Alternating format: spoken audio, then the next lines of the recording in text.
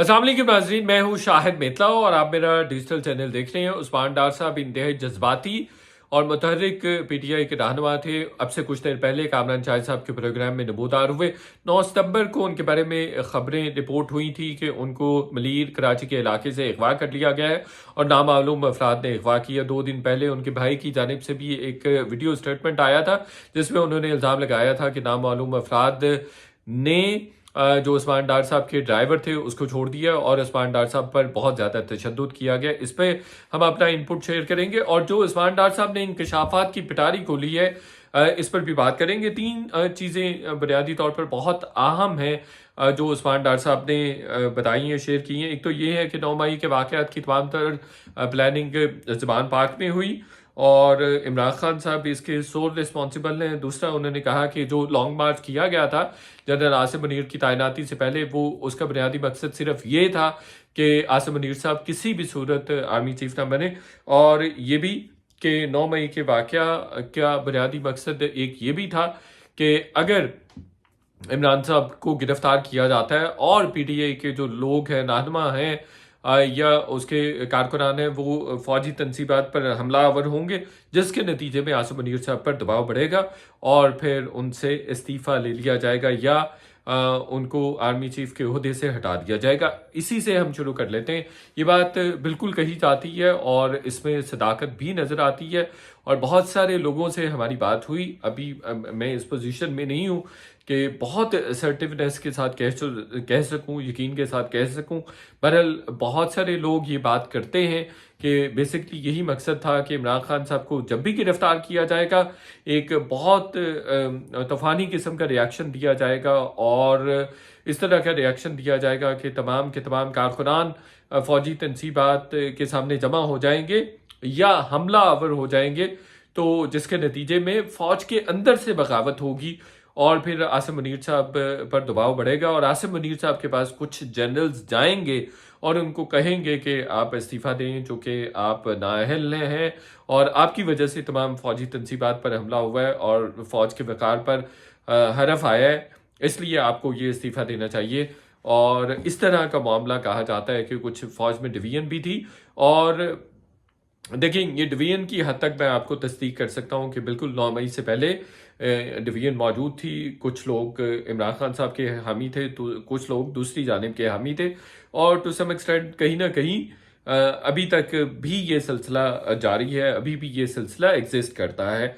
तो बिल्कुल ये बात इस तरह से कही जा रही थी और इसको बिल्कुल बाय किया जा सकता है और इंडोर्स किया जा सकता है। ये बात उस्मान डार साहब की बिल्कुल सही है।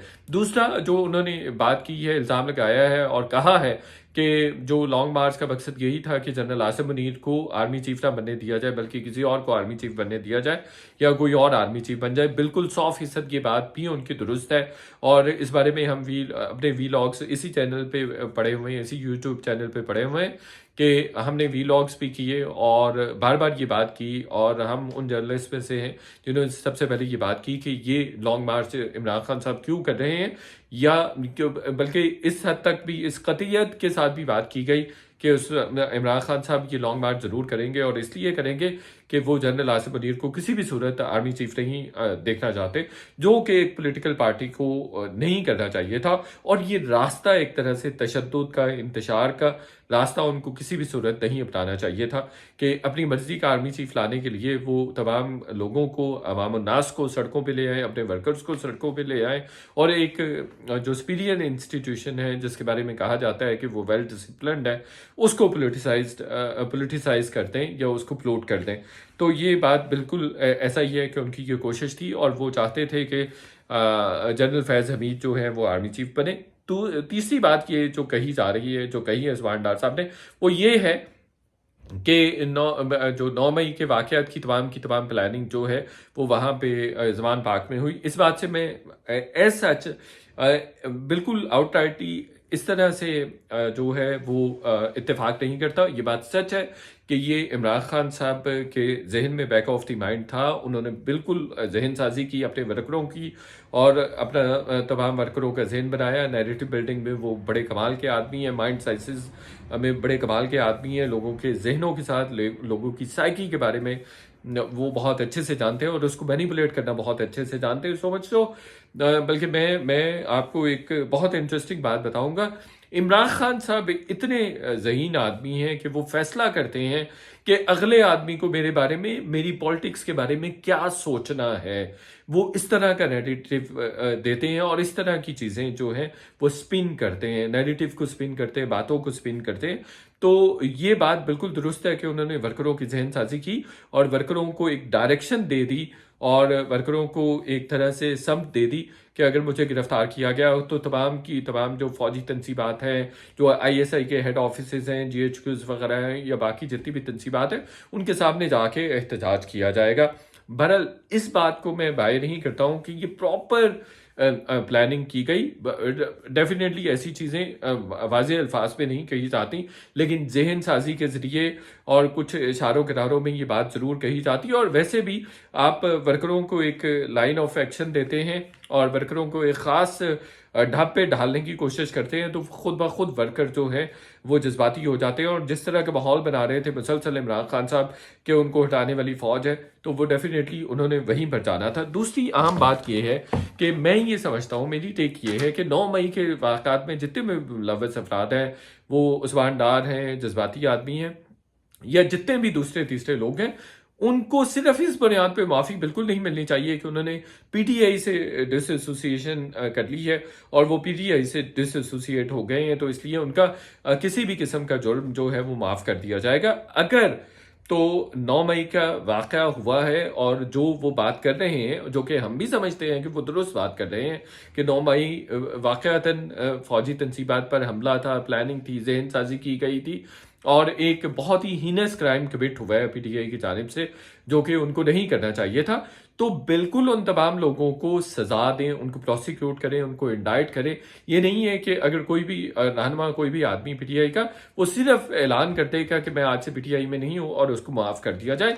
ये ऐसे ही है कि 9 मई के वाक़या को इस्टेब्लिशमेंट या लॉ इन्फोर्समेंट एजेंसीज खुद ट्रिविलाइज कर रही हैं और उसको मामूली बना रही हैं और उसकी अहमियत से इनकार कर रही हैं कि एक मामूली सी उसकी कीमत है कि अगर कोई पार्टी पीटीआई छोड़ देगा तो उसको फिर ये निजात मिल जाएगी और वो उसको कहीं पर भी इंडाइट नहीं किया जाएगा। दूसरी बात ये है कि जिस तरह से कन्फेशन करवाया गया, ये बिल्कुल सेंस नहीं बनती है।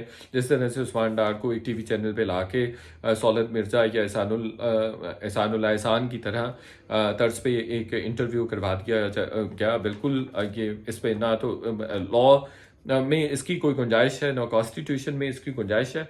आप कोर्ट में प्रेजेंट करें, कोई भी आदमी है जो मुजरम है उसको कोर्ट में पेश होना चाहिए और वहाँ पे उसको वहाँ पे जो भी बात होती है वहाँ पे भी बयान लिया जाता है। और फिर ऐसी सिचुएशन में जब इस बयान की कोई सच कोई हैसियत नहीं है और ये ऐसे ही है जैसे आप कोई खास नैरेटिव बिल्ड करने की कोशिश कर रहे हैं जो काउंटर प्रोडक्टिव होता है। काउंटर प्रोडक्टिव देखिए फौरी से पहले हो गया कि उस्मान डार की वालिदा ने आके खड़ा कर दिया और उसने कहा कि गन पॉइंट पे मेरे बेटे से ये स्टेटमेंट लिया गया और मैं इमरान खान के साथ हूं। और वो इतना काउंटर प्रोडक्टिव हुआ कि उस्मान डार की कही हुई बातें पीछे चली गई और उसकी वालिदा की कही हुई बातें या वो जिस दलेरी से आके उन्होंने खड़ा किया या जिस दलेरी से आके बात की है उसको सारे आइडलाइज करना शुरू हो गए हैं, उसको लोग मेस्पराइज करना शुरू हो गए हैं, वो ज़्यादा ग्लैमराइज हो गया। और पीटीआई के पास बहरहाल ये पावर ज़रूर मौजूद है कि वो हर चीज़ को, नेगेटिव चीज़ को भी ग्लैमराइज करती है, उसको भी मिसपराइजिंग बना के और बड़ी खूबसूरत पिक्चर आपके सामने लेके आती है। तो बेहतर यही है कि असद उमर हो या जो भी दूसरा तीसरा हो, ये मैसेज नहीं कन्वे होना चाहिए कि जो भी पीटीआई छोड़ देगा उसके तमाम के तमाम गुनाह जराइम माफ़ हो जाएंगे।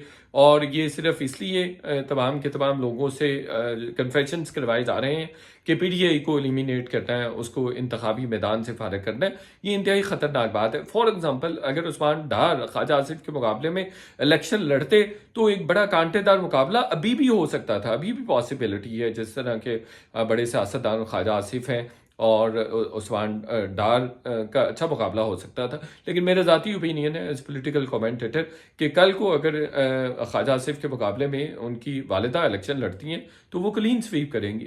میں غلط ہو سکتا ہوں.